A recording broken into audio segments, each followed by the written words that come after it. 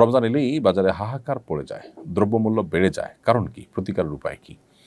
রমজান এলেই বাজারে যে হাহাকার পড়ে যায়, জিনিসপত্রের দাম বেড়ে যায়, এর অন্যতম কারণ হলো আমাদের ব্যবসায়ীদের একটা বড় অংশ যারা ইসলাম মনে করে শুধুমাত্র দাড়ি টুপি এবং নামাজ রোজাকে। বান্দার হক এবং মানুষের অধিকারের প্রতি দায়িত্বশীলতা, মানুষের কল্যাণ কামনা করা, মানুষের উপকার করা, মানুষের ক্ষতি সাধন না করা, এগুলো যে পার্ট অফ ইবাদত, সেগুলো আমরা জানি না। যার কারণে আমাদের ব্যবসায়ীদের দ্বারা এই সমস্ত অনাচারগুলো হয়।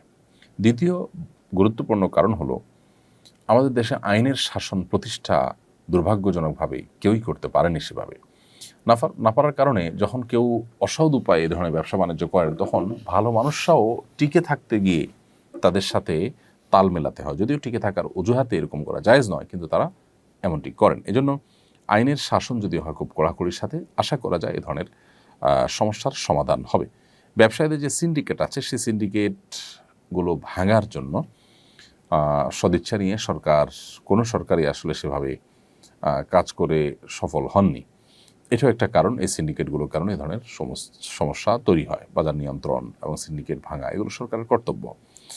আমাদের দুর্ভাগ্য যে আমরা আসলে কখনো এ ধরনের সুশাসন পাইনি, যা থেকে আমরা আসলে ভালো কিছু আশা করব বা পাবো।